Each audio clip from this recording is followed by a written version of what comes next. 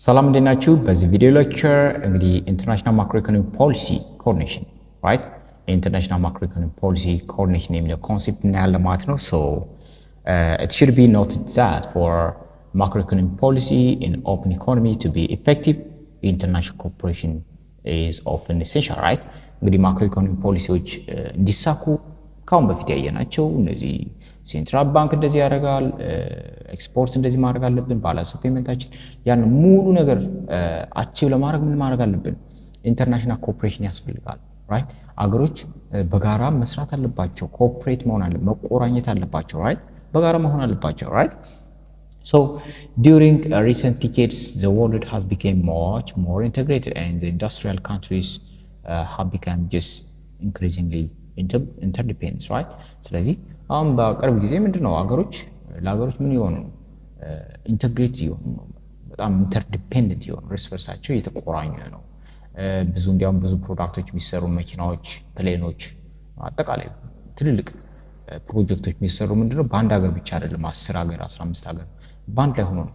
አሁን መኪና ሲሰራ ምንድነው መኪና አንድ ሀገር ብቻ ሙሉ ነገር አይሰራም። ራይት አንድ ሀገር ቦለኑ ሊሰራ ይችላል፣ አንድ ሀገር መስታወቱ ሊሰራ ይችላል፣ አንድ ፍሬም ሊሰራ ይችላል፣ እንደዛ ነው። ኦኬ ሶ በቅርብ ጊዜ ምንድነው ኢንክሪዚንግ ኢንተርዲፔንደንት ሆኗል ማለት ነው። ራይት እርስ በርስ ቁርኝት ፈጥረዋል ማለት ነው። መቆራኘትም ግዴታ ነው። ራይት ሶ ኢንተርናሽናል ትሬድ has just grown and international mobility of financial capital has increased even faster, right?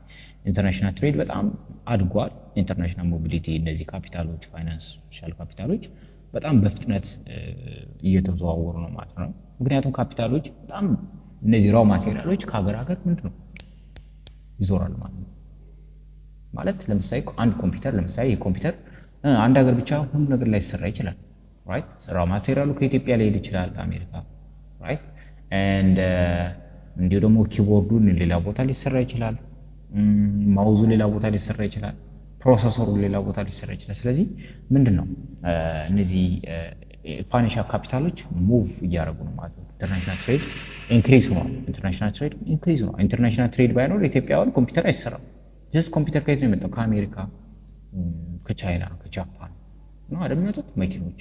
ስለዚህ የሁሉ ኢንተርናሽናል ትሬድ ጥቅም ነው ማለት ነው፣ ወይም international cooperation ጥቅም ነው ማለት ነው። right so the increased interdependence in the world economy today has sharply reduced the effectiveness of national economic policy and increased their spillover effect on the rest of the world. right እንግዲህ ኢንተርዲፔንደንሳችን በጣም በጨመረ ቁጥር ደግሞ ምንድነው ኢፌክቲቭነታችን ደግሞ አንዳንዴ ይቀንሰዋል። ኢኮኖሚያችን ላይ አንዳንዴ ተጽዕኖ ሊመጣ ይችላል። right ምክንያቱም አንድ ሀገር ላይ የሚፈጠረው ችግር ሌላ ሀገር ላይ ተጽዕኖ ያመጣል ማለት ነው። ራይት ስፒል ኦቨር ኢፌክት የሚለው ያን ነው። ራይት ለምሳሌ ኢትዮጵያ ላይ ኢንፍሌሽን ቢፈጸም ኬንያ ላይ የሆነ ኢምፓክት አለው፣ አሜሪካ ላይ የሆነ ኢምፓክት አለው፣ somewhere ኢምፓክት አለው። ራይት so because of the interdependence policy measures adopted by nation may provoke a reaction from trading partners that can reinforce, weaken or even just of its policy. right ለምሳሌ አንድ ሀገር ላይ ፖሊሲ ብትቀይር አንድ ሀገር ምንድነው ሌላ ሀገር ላይ ተጽዕኖ አለው። right ሌላ ሀገር ላይ ትሬድ የምናደርጋት ፓርትነር ጋር ተጽዕኖ ይኖረዋል ማለት ነው። right so when such interdependence exists, it's frequently argued that countries should consider coordinating their macroeconomic policies to avert the possibility of conflict and improve their position as compared to the pursuing unilateral policy. right ስለዚህ ማክሮኢኮኖሚክ ፖሊሲ እንግዲህ ምንድነው ወይም ኮኦርዲኔት ማድረጋችን ምንድነው እነዚህ ኮንፍሊክቶችን ኢምፕሩቭ ለማድረግ ለመቀልበስ ነው ማለት ነው የሚጠቅመው። right in other words, the increased interdependence has made international macroeconomic policy coordination more desirable and essential. ስለዚህ በጣም ኢንተርዲፔንደንስ መሆናችን ለኔጌቲቭ ሳይሆን በጣም ፖዚቲቭ የሆነ ኢፌክት አለው ማለት ነው። right specifically a nation can do better by setting policy cooperatively than by each act independently. right ስለዚህ ለምሳሌ ሀገሮች በአንድ ላይ በመስራት በጣም ተጠቃሚ ይሆናሉ። ፖሊሲዎችን በአንድ ላይ በማድረግ በጣም ተጠቃሚ ይሆናሉ ብቻቸውን ከሚያደርጉት ማለት ነው። right So the key issues now, just what is mean by international macroeconomic policy coordination in millions and so and also why does the need for international macroeconomic policy coordination arise? Is coordination always superior to non-coordination? What are the obstacles that prevent greater international coordination? ልክ እነዚህን ሜቢ ኤግዛም ላይ ብዙ ጊዜ ይመጣሉ። እነዚህን በራሳችሁ መልሷቸው በራሳችሁ ኤክስፕሌን አድርጓቸው right? So what's mean by international macroeconomic policy coordination, right? International macroeconomic policy coordination means refers to what? The modification of national policies and recognition of international interdependence, right? So it's modification of national policies and recognition of international interdependence. ስለዚህ የአንድ ሀገር ፖሊሲ ምን ማለት ሞዲፋይ ማለት ለምን ለኢንተርናሽናል ኢንተርዲፔንደንስ እንዲጠቅመን ማስተካከል ማለት ነው right? For example, with a worldwide recession, nation can coordinate their policies to stimulate their economies, right? ለምሳሌ አጠቃላይ ወርልድ ሪሴሽን እንዳይኖር ምን ማድረግ አለባቸው? ኔሽኖች ኮኦርዲኔት ሆኖ ፖሊሲያቸውን ስቲሙሌት ማድረግ አለባቸው፣ ማገናዘብ አለባቸው፣ ማየት አለባቸው right? So as another example, instead of competitive devaluation that each nation undertake in order to stimulate its export and discourage its import, bigger the neighbor policies, nations can just reach a cooperative agreement to avoid competitive devaluation. right?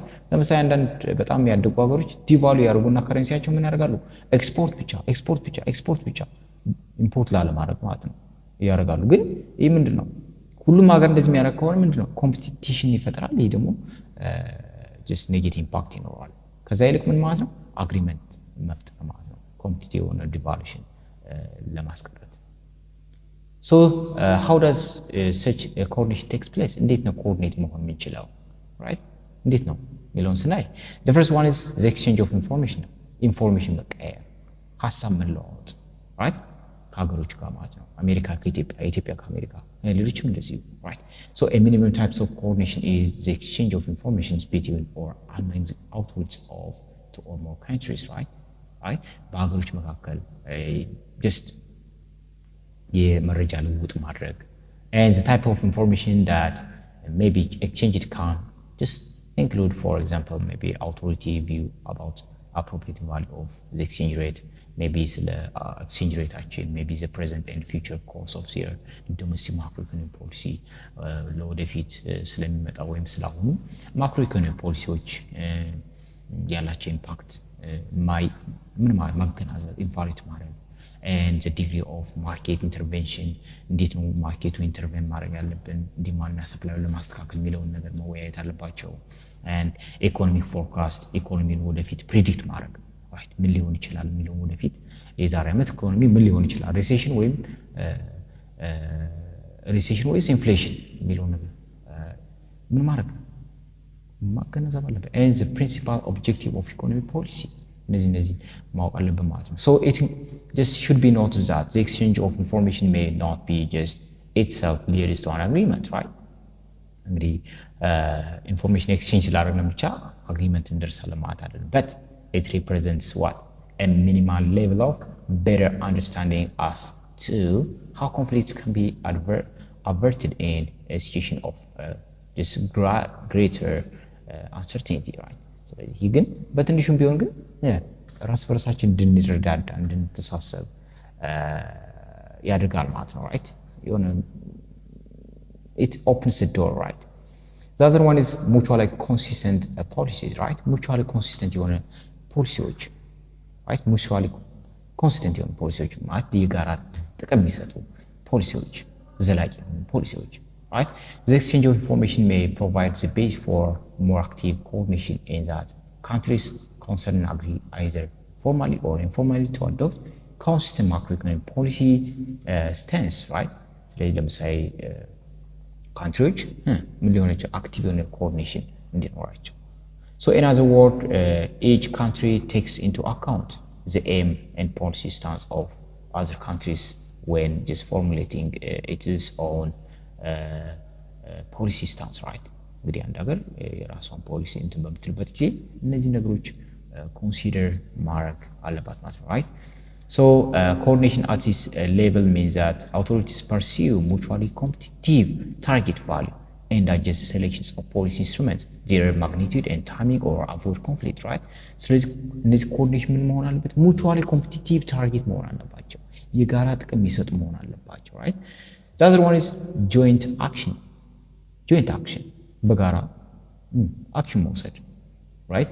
Having exchanged information and agreed on mutually consistent target value for the objective of economic policy. The authorities could go one step further and agree on joint action to achieve desired target. ስለዚህ የሆነ ታርጌት ለማምጣት ምንድነው ምን ማድረግ አለብን ማለት ነው? በጋራ መስራት አለብን። በጋራ መስራት አለብን ማለት ነው። የሆነ አክሽን መውሰድ አለብን፣ right? Joint action would mean concerned action ወይም collective action to achieve the desired objective. የሆነ ነገር ለማሳካት በጋራ ያን ነገር ማሳካት አይደል? In joint action, for example, fiscal and monetary policy could be adjusted to maximize joint welfare, right? ለምሳሌ ፊዚካልና ሞኔታሪ ፖሊሲዎች የጋራ ጥቅምን የሚያሳድጉ መሆን አለባቸው ማለት ነው። So why does the need for international policy action arise? Why international policy actions ለምን ያስፈልጋሉ የሚለውን ስናይ as it has been just argued above, in today's increasing interdependence, policy pursued in one country will have a spillover effect on its trading partner, right? አንድ ሀገር ላይ ያለ ፖሊሲ ምንድነው ሌላ ሀገር ላይ በጣም ኢምፓክት አለው። አሜሪካ ለምሳሌ ዶላሯን ብትጨምር ኢትዮጵያ ላይ ኢምፓክት አለው አይደል? ወይም የሆነ ነገር ብትቀይር ፖሊሲዋ ላይ ኢትዮጵያ ላይ ምን አለው? ኢምፓክት አለው። ስለዚህ በጋራ ኢንተርናሽናል ፖሊሲ አክሽን ያስፈልጋል ማለት ኮኦርዲኔሽን ይሆናል። So according to some writers, the spillover effects are the result of two important linkages, right, between the domestic economy and the rest of the world, right? እነዚህ እንደ ራይተሮች ከሆነ spillover effect ምን አለው? ሁለት important linkage አለው between domestic and the rest of the world. The first one is trade flow, no? Second one is international capital movement, right? So the first one, trade flow, right? Countries are just connected via trade flows. For example, maybe the export of one country or the import of another and vice versa, right? ስለዚህ አንድ ሀገር ኤክስፖርት አደረገች ማለት ሌላኛው ሀገር ምን ማድረግ ኢምፖርት አደርጋለች አይደል? So the other one is changing the volume of export and import will affect what the national income and employment level of trading partner. ስለዚህ አንድ ሀገር ኤክስፖርት እና ኢምፖርት የምታደርገው ቮሊዩሙ ምንድነው ሌላ ሀገር ላይ ምን አለው ኢምፓክት አለው። ኦኬ ኢምፓክት አለው ትሬዲንግ ፓርትነሩ ላይ ኢምፓክት አለው። So in general, the policies that influence the current account position of a country will have a spillover effect on its trading partners. Current account position, right? Current account ላይ ምን አለው spillover effect አለው, right? The other one international capital movement ነው። በአጠቃላይ የሀገሪቱ ላይ ወይም በዓለም ላይ ያለ የካፒታል ሙቭመንት ምን አለ change አለ, right? For example, maybe policies that influence the domestic interest rate and those affect capital inflow or capital outflow will have effect on trade partner. ለምሳሌ አንድ ሀገር ካፒታል ኢንፍሎው እና አውትፍሎው በጣም በብዛት ካረገች ምን ሊሆን ይችላል ማለት ነው ሌላኛው ሀገር ፓርትነሯ ላይ ምን አለው ኤፌክት አለው, right? Just in effect, the need for coordination is derived from spillover effect associated with interdependence. ስለዚህ ዋናው እንግዲህ ኮኦርዲኔሽን ያስፈልገበት ምክንያት ምንድነው? ኢንተርዲፔንደንስ በመሆናችን ምክንያት ምንድነው? ስፒልኦቨር ኢፌክት አለው። አንድ ሀገር ላይ የሚፈጸመው ተግባር ወይም ትሬዲንግ ላይ በተለይ የሚፈጸመው ወይም ፖሊሲዎች ላይ የሚፈጸመው የሚቀየር ነገር ሌላ ሀገር ላይ በጣም ከፍተኛው ስፒልኦቨር ኢፌክት ወይም ከፍተኛው ተጽዕኖ አለው, right? So a structural independence is a situation where the structures of the two or more economies are such that economic events in one significant signatory influence the economic event in other. ስለዚህ structural independence ምንለው ደግሞ መዋቅራዊ አንድነት ግንኙነት በሚኖርበት ጊዜም ይህ ኢምፓክት አለው ማለት ነው, right? It should also be noted that economic policy coordination is only necessary if economic policies themselves have effect upon the real economy. right? እነዚህ ፖሊሲዎች በኢኮኖሚ ላይ ኢፌክት ሲኖራቸው ነው እነዚህ ፖሊሲዎች ምን ሊኖራቸው የሚችለው ማለት ነው። ፖሊሲ ኮኦርዲኔሽናቸው ሊያሳስብ የሚገባ ማለት ነው። So if fiscal and monetary policy have no effect on employment and output level, as some theories argues, then there will be no what benefit to be derived from international coordination of such policies, right? So the benefit from international policy coordination የሚለውን በኔክስት ቪዲዮ እናያለን ማለት ነው። ሶ ይህ ቪዲዮ ከተመቻችሁ ላይክ፣ ሼር፣ ሰብስክራይብ በማድረግ ይህን ቻናል ሰፖርት ማድረግ ትችላላችሁ። ሀሳብ አስተያየት ካላችሁ ኮሜንት ሴክሽን ላይ ድሮፕ ማድረግ ትችላላችሁ። ቪዲዮ እስከ መጨረሻው ስላያችሁ